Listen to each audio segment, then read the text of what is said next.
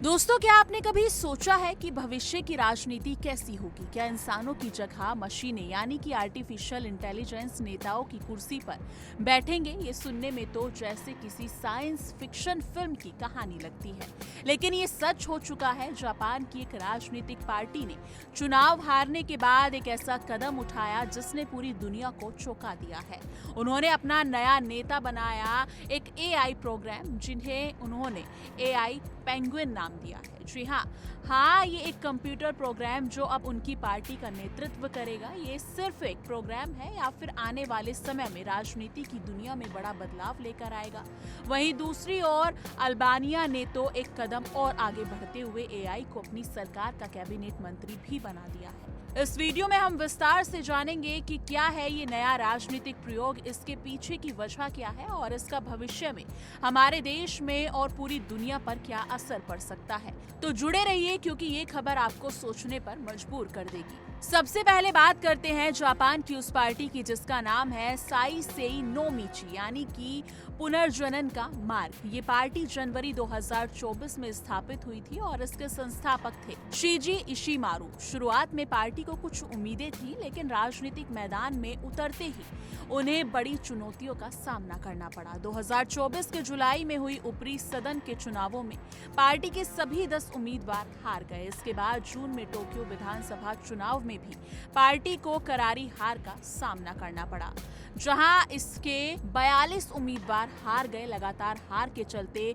Shinji इशिमारू ने इस्तीफा दे दिया। ये एक वक्त था जब पार्टी के सामने ये बड़ा सवाल आया कि अब आगे क्या करे ताकि पार्टी फिर से जीवित हो सके और जनता का भरोसा जीत सके।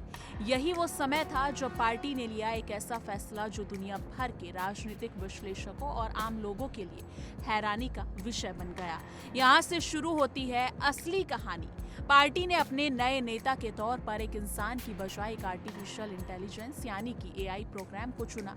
इस एआई को एआई पेंगुइन नाम दिया गया। इस खबर ने जैसे ही सुर्खियां बटोरी, लोगों के मन में कई सवाल उठने लगे। क्या मशीनें राजनीतिक निर्णय ले पाएंगी? क्या वो भावनाओं को समझ सकेंगी? और सबसे बड़ी बात, क्या जनता ऐसे नेता को स्वीकार करेगी जो इंसान नहीं बल्कि कंप्यूटर प्रोग्राम है?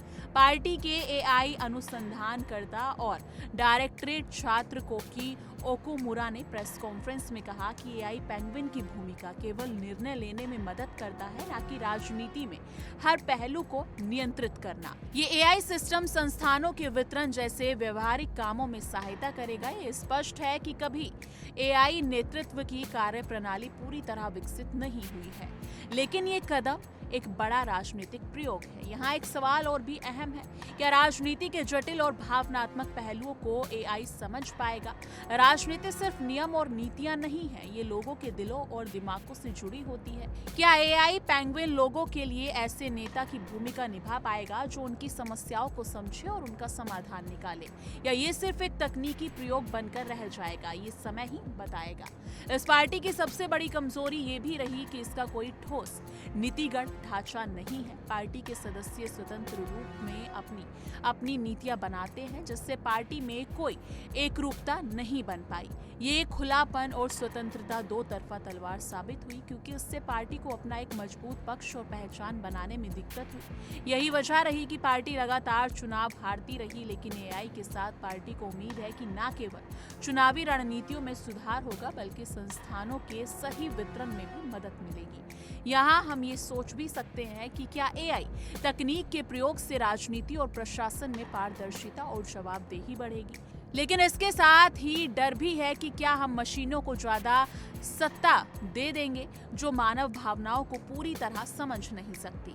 अब जापान की इस अनोखी कहानी के बाद हम बात करते हैं अल्बानिया की। अल्बानिया ने 11 सितंबर 2025 को दुनिया का पहला एआई कैबिनेट मंत्री नियुक्त किया, जिसका नाम था डिएला। ये AI board e governance platform e Albania पर डिजिटल सहायक की भूमिका निभाता है। इसका काम सरकारी खरीद और प्रशासनिक प्रक्रियाओं को सुचारू बनाना है। डिएला का वर्चुअल अवतार पारंपरिक अल्बानियाई कपड़े पहनता है और आवाज आधारित निर्देशों को माध्यम से नागरिकों की मदद करता है। डिएला का नाम सूरज का प्रतीक है जो प्रशासन में पारदर्शिता का संदेश देता है। ये पहल बताती है कि किस तरह से एआई तकनीक शासन में सुधार और भ्रष्टाचार को कम करने में मददगार साबित हो सकती है। अल्बानिया का ये कदम अन्य देशों के लिए भी एक मिसाल हो सकता है, खासकर उन देशों के लिए जहां भ्रष्टाचार और प्रशासनिक दिक्कतें आम हैं। तो अब सवाल ये उठता है, क्या ये एआई आधारित राजनीति और प्रशासन का मॉडल हमारे देश भारत या अन्य लोकतांत्रिक देशों के लिए सही हो सकता है?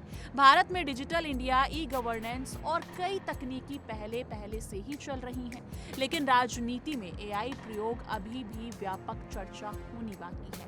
राजनीति में इंसानी भावनाओं, सांस्कृतिक विविधताओं और सामाजिक जटिलताओं को समझना बहुत जरूरी है। क्या एआई इस भूमिका को निभा सकता है या फिर एआई केवल प्रशासनिक कामों और नीति निर्माण के तकनीक पक्ष को संभालेगा? ये बहुत बड़ा सवाल है। अगर सही ढंग से इस्तेमाल किया जाए तो एआई भ्रष्टाचार, पक्षपात और प्रशासनिक देरी को कम करने में मदद कर सकता है, लेकिन हमें ये भी सतर्क रहना होगा कि तकनीक का दुरुपयोग ना हो और मानवता के पक्ष को पूरी तरह भुलाया ना जाए।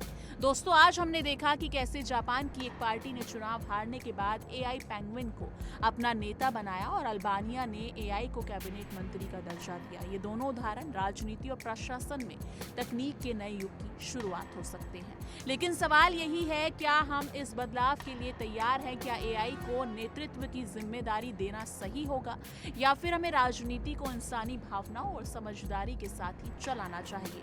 आपका क्या ख्याल है? क्या आप एआई नेताओं को स्वीकार करेंगे? कमेंट सेक्शन में अपनी राय जरूर साझा कीजिएगा।